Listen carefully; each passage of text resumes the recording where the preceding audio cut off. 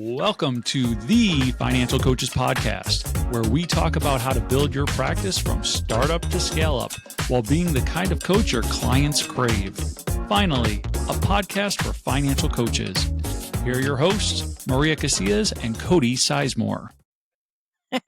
Hello, everyone. Welcome back to the Financial Coaches Podcast. I'm Maria Casillas, joined here by my incredible co-host, Cody Sizemore. We have a quickie for you today. It's one that I think we have definitely talked about in the past. In fact, I know, but it's one that I think we definitely need to do again. It's something that is going to be a fast episode for you. We want to talk about some of the things that you need to do, especially as you're getting started as a financial coach, because that is a large percentage of the listeners that we have. Now, I will say, if you are a listener and you've been here every week and you're one of our every weekers, not only do we appreciate you, but also you might want to stick around for this episode. You probably have some of this stuff in play, but last week we talked about doing a mid-year reset. Maybe you look at some of the things that you have in place for these items that we're talking about today, and you evaluate whether or not they're working for you. And maybe you do a little bit of a reset with those. So without further ado, Cody, I'm going to welcome you to our conversation and let our listeners know that what we're going to talk about today is tools. And we're not talking about your two co-hosts today. we're talking about totally different tools. Yeah. Like power drills and no, not those either. No, not those either. No, like just different tools that you can have for your practice that are going to help everything go smoother for you and your clients, but then also, really legitimize you as a business owner as well, right? So like you mentioned, we're not going to spend like a ton of time on this. It's going to be kind of like a rapid fire thing. But I basically just have 4 different areas that I feel are pretty essential to getting the business up and running and making sure that the clients that you are working with are having a good experience. Spoiler alert. Yes. A website is not one of them. That is not one of them. No? It's not. People think I hate websites. I don't hate websites. I just think that they're not completely necessary. No. A landing page is helpful if you want people to be able to find you. You can do that through one of these tools. Yep, that we'll be talking to you about. So, so basically the list of tools that we're going to be covering will be schedulers, payment processors, CRMs, which is client relations manager, and budget sheets. And I'll just go in that order. Okay. So schedulers. Have you ever been into a situation, Maria, whether it be with your coaching practice or even just in general in life, where you say, "Hey, when works for you?" And they're like, "Well, I could do Tuesday at 5." You're like, "Oh, I'm actually busy at that time. How's your Wednesday look?" "Oh, well, Wednesday I got the kids doing this thing, and then after work I'm also, doing this volunteering thing. But we could look at maybe next week. What works for you next week?" That's so annoying. Mm-hmm. It's for a waste both of time. Parties. Mm-hmm. It's a waste of energy. It sucks. So having a good scheduler is literally something that you can just like build your availability into. You can have it set for 7 days in the future, 14 days in the future, however many days you want in the future. And you literally just send them a link and you say, "Hey, here's my scheduler, my scheduling link. Find a day and time that works best for you and confirm it." Boom, done. And when they confirm it, it automatically, makes a calendar invite for you and for them. If it's a phone call, they'll put their phone number into it. You have their phone number.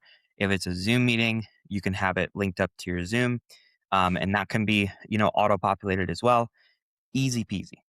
Yep. Easy peasy. And make sure that you sync your calendar with that scheduler as well, so that when you change things on your calendar, it will automatically block those off for you.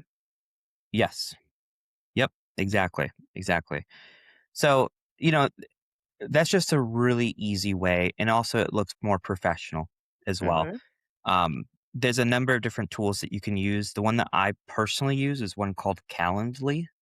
So it's like calendar, but Calendly instead. I think that you guys use Acuity, if I'm not mistaken. Right? That's correct. And they operate very similarly. I've used both. So, Yep. There's a number of different types of scheduling programs that you can use. Those are just a couple examples. But I would just do your research and see what's the most attractive to you.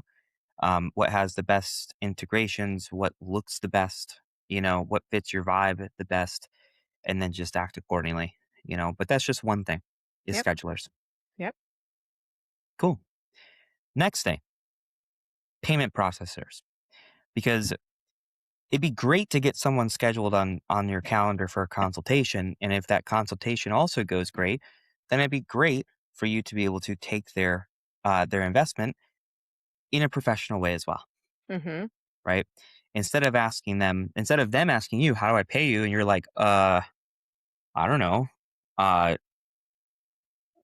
do you have XYZ? Like, does this work? Mm-hmm. Just having something very simple.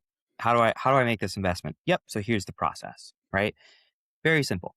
So there's a number of different types of payment processors that you can use as well. You could use Square. You could use, I know sometimes people use PayPal. You could do something that I personally use is something called Stripe. That's a really common one, especially in the coaching industry, is Mm-hmm. Stripe. Um, but then we were actually kind of talking about this very briefly before we hit record. Maria, you use something else. No, well, we use Stripe. We do use Stripe, but I know what you're referring to. Hmm. I mentioned that if anybody insists on using some sort of cash app type thing, that the only one that I will use is Venmo. And the reasoning behind that is because so far, and now they might have changed this, I don't know, but so far, that happens to be the one app like that I have found that allows you to connect it to more than one account. I don't think it allows you to connect it to 5 accounts, but I've been able to connect it to 2 accounts. And that for me is super important because if I were to have somebody Zelle something, then it immediately goes into my personal checking account. And I try to keep all of my personal and my business stuff absolutely separate, which I encourage each of our listeners to do as well. If you have not already separated those things, maybe that's a topic for another episode. But because I want to keep those separate, if somebody insists on doing that, and again, it is not something that I offer, but I have clients who have said this is all the only reason the only way I'm going to be able to pay you right now. So I will do Venmo because then when they can transfer it to Venmo and then I get to choose which bank account I put that money into. And so I'm able to 100% of the time put that into my business checking account instead of Yeah. my personal. Yeah. So I'll speak on that and give you my thoughts. I think that utilizing a tool like Venmo is good for very circumstantial reasons. Uh-huh. Um, because I'll use Stripe as the example because this is what I use, is what you guys use, right? Mhm. You can do a lot with Stripe. There's a lot of like different reporting. So it will show you like, the trends that you have for this year and for last year and all time. It'll show you like your monthly recurring revenue. There's just a lot of analytical things that you can like look into with it, which is nice. Mhm. But there's also a lot of tools within it as well. You can set people up on auto pay every Yep. month, same day, every single month, their payment comes out. You can send formal invoices. You can take a payment via card, like literally over the phone, which is great for closing on your consultations. Mhm. Very easy, simple process, very quick. You can send payment links as well. Uh, and you can integrate it with different payment services as well, PayPal, Venmo, debit card, whatever it might be, kind of thing. So there's just a lot of options with it. Mhm. It's also a very professional setting as well. It sends out receipts. There's just a lot to it, right? Whereas if you were to use something like a Venmo or a Cash App or a Zelle or whatever it might be, those are quick and easy because they're very common. But that's also kind of the problem, like to me, if I'm sitting here and I'm debating whether or not to invest, let's just say $3,000 into a coaching program, and they tell me, oh yeah, I can take Venmo. That's how I take payment. I associate Venmo or any of those types of apps, Cash App, Zelle, whatever, with paying my buddy for some pizza. You know what I mean? It's not like Mhm. a professional feeling, Mhm. Hmm. Um, so I think that just having uh, more of a professional payment processor is probably ideal. I agree. I agree that you should. And for the record, I never say I take Venmo. It's only if it's asked, and that would be Yeah. the only one that I would offer. But I agree that it's important to have something that's more professional available to them, and it also feels more real to them. Yeah. And so that's the other thing too. The other thing is that sometimes if I'm doing just like a one-off and it's not something that somebody's going to be part of a full-on program, then the recurring billing is not an important thing for that particular person, then something like this might be a little bit more available for them. But I think overall, you're absolutely correct that we should be using something more professional. Cool. Cool. Next on the list would be CRMs. So client relations manager. Uh, this is an incredible tool that can be used for so many different reasons. It can house your email list. It can house all of the like your contact list as well. Like so, not just their email, but their name, their phone number, everything. Hmm. Um, you can use that for email blasts. You can send out SMS text blasts. You can create landing pages. You can create forms for different reasons. You can create uh, lead magnets through this kind of thing, and so many other reasons that you can use a client relations manager.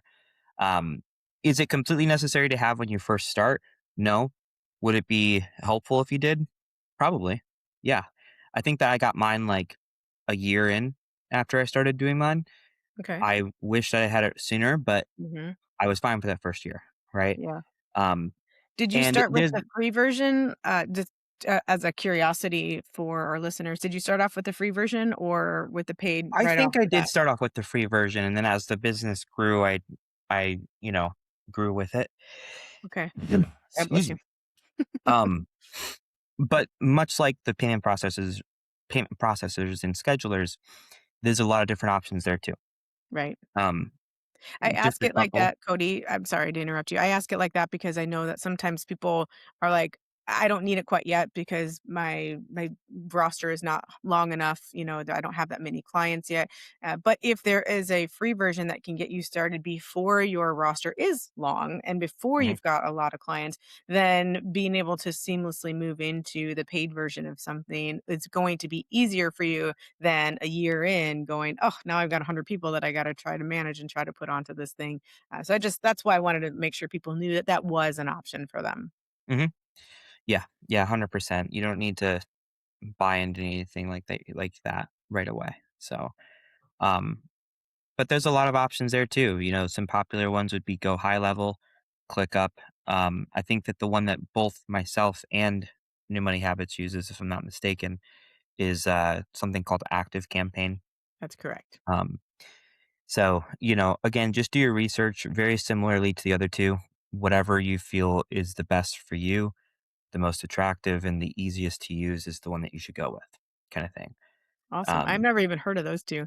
I mean, back in the day when I was doing the freebies, it was like MailChimp and something else I MailChimp's don't another even one. remember. Yeah. Mhm. That's funny. I never Yep. even heard of those two. So thank you for sharing those. Yeah, no problem. And then last but not least, just budgeting Mhm. tools, right? Mhm. So you can go in so many different directions with this. You can have people use already a pre-existing app that you just have access to their budget, um, or you could create one your own. You know, me personally, I like using Google Sheets because it's all saved on like a cloud and it Mhm. updates in real time. So if you're sharing a document with someone, anytime that they update something, I pull up their sheet and it's updated. Yep. Anytime that I work on something, then they pull up their sheet and it's updated. And we can see it in real time. And you can build that yourself. You can download a template. You could log into an already pre existing budgeting app. Whatever works best for you and your clients is what's important. But I think that the most important part is that you're both able to work on it and have access to it. And that's essentially it. So, Yeah. Well, I think those are really good tools to get started. If you have been doing this for a long time and you already have some of those in place, awesome. Please do feel free to share with us in our Facebook group the tools that you're using. It might be useful for some of our our other community members to be able to see what some of those options are. Like I said, Cody named a couple of CRMs, and I was like, oh, I've never even heard of those because I'm not in that arena right now. But that's really cool that if you guys are willing to share some of that, we'd appreciate it. And like I said earlier, this is a really good time to do that little bit of a reset. Look at the tools you're using, find out the ones you're not, and decide what could actually enhance your business as you move forward through the rest of this year. Absolutely. Well, guys, thank you again for listening to another episode of the Financial Coaches Podcast. And be sure to check in next week for another episode, and we're going to have some fun. So until then, get your tools ready, break out the toolbox, and have some fun. We'll see you guys next time. See you then. Bye-bye, guys. Thank you for listening to the Financial Coaches Podcast, brought to you by New Money Habits and Sizemore Financial Coaching.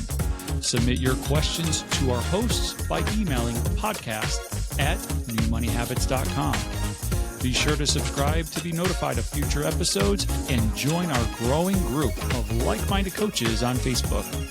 And until next time, happy coaching.